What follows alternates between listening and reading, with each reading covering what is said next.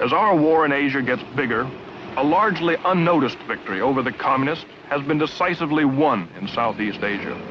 In fact, it is the single biggest defeat ever handed to communists anywhere in the world. And it was won without a single American soldier, American dollar, or bomb. It happened here.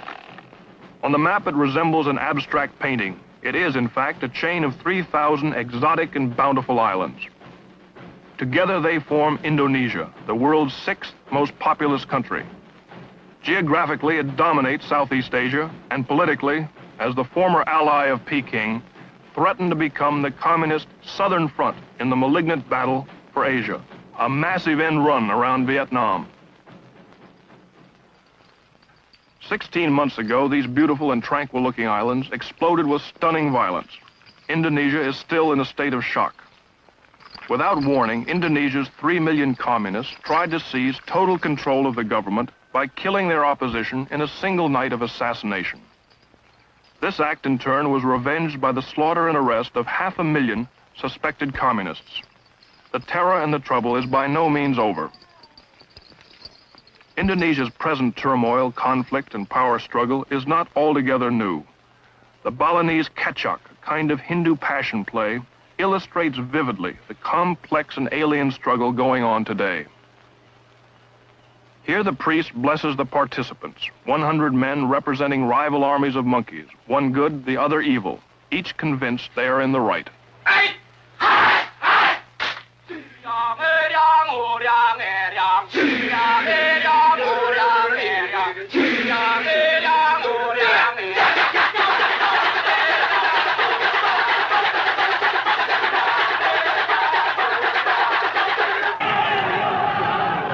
Today's real battle between the forces of good and evil rages in the streets. They demand social reform and political freedom.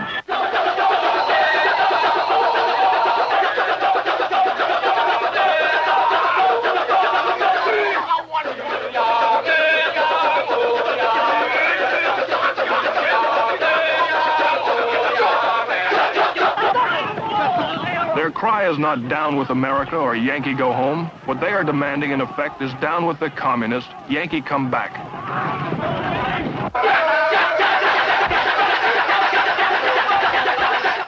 The garish leader of the forces of evil is a monster king called Rowana. President Sukarno, with flamboyance and arrogance, led Indonesia to liberation in 1945 after 350 years of Dutch rule.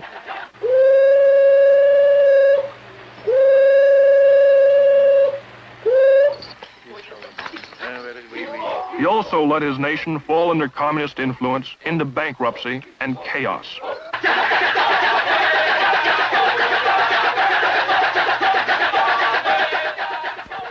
The good king, portrayed by a girl, is named Rama. Rama, with the help of his army, tries to save the country and destroy the evil forces of Rowana.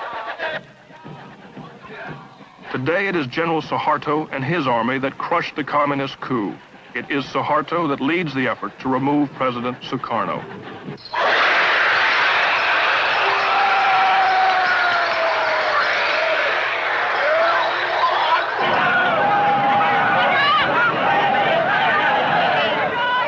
The struggle between these forces is violent. It is unpredictable. It is emotional.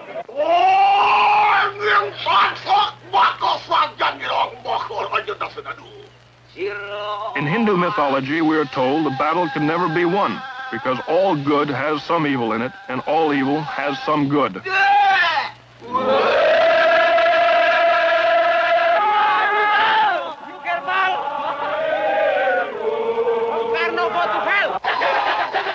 The philosophy of the kecak dance is that the struggle will continue endlessly, with numerous subplots, intrigues, arguments, shifting loyalties, murders, and battles.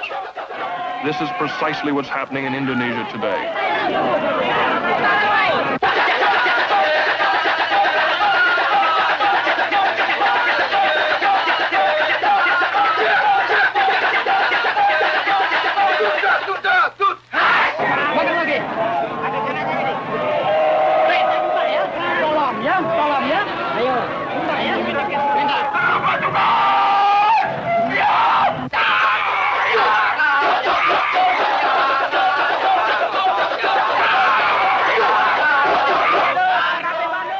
With unprecedented violence, Indonesia on her own has handed the world its single biggest victory over the communists. But it is a complex and uncertain victory in the battle for Asia, and it is a troubled victory. Ted Yates, NBC News, reporting.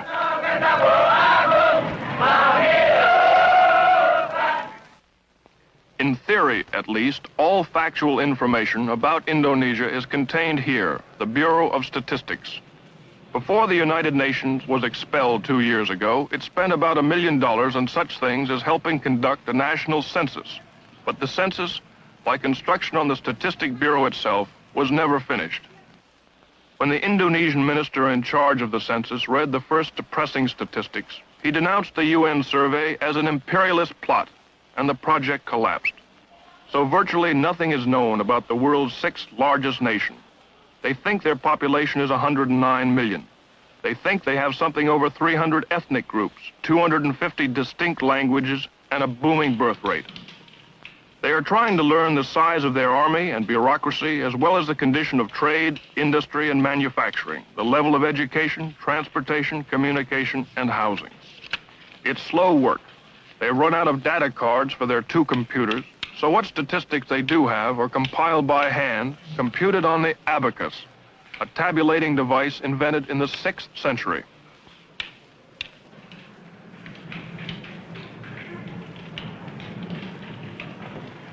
Vital as this job is, Indonesia's plight today is so far-reaching that the people hired to untangle the mess rarely come to work, and when they do, stay only half the day. Sanusi here is preparing to leave. After 33 years, he's now head of government agricultural statistics. His salary is $5 a month. With the galloping inflation, that supports his family of 8 for only 4 days. So to stay alive, he holds 2 other jobs. The statistics just have to wait. The main reason he comes to work is to collect his dole of rice, the standard supplement to salary in Indonesia's socialism. But these days, rice is scarce, so the United States is helping to supply some in the hope that people like Sanusi will not starve and will continue to work at critical jobs, even part-time. Before President Sukarno cut us off 3 years ago, saying, "To hell with your aid," America had given Indonesia $870 million. Now that Sukarno is losing power, we're back with aid. This is part of the new program, 50,000 tons of rice worth $9 million. It's being given on an emergency basis, and Indonesia is supposed to pay us for it in the next 6 years. The rice is not for the common people, but for the bureaucrats, like Sanusi, and for the army.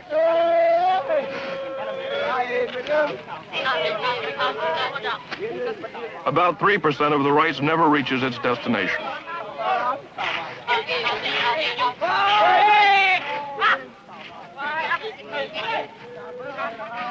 Behind it all, radiating his famous charisma, is Bung Karno, or Brother Karno, named President for Life of Indonesia, though never elected by the people. Sukarno likes to be called the playboy of the Eastern world. He has 4 palaces. The Freedom Palace is where he works. The others are strictly for pleasure.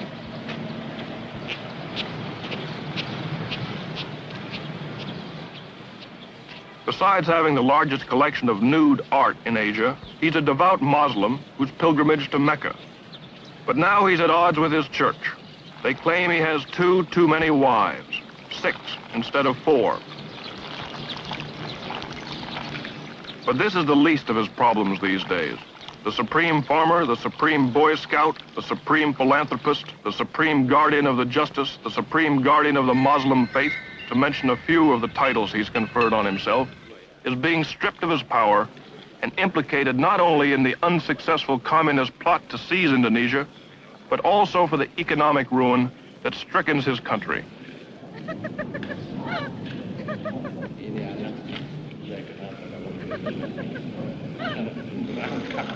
Meeting with the great leader of the revolution is General Suharto. He's at his side not to help him lead the country, but to methodically lead him out of power.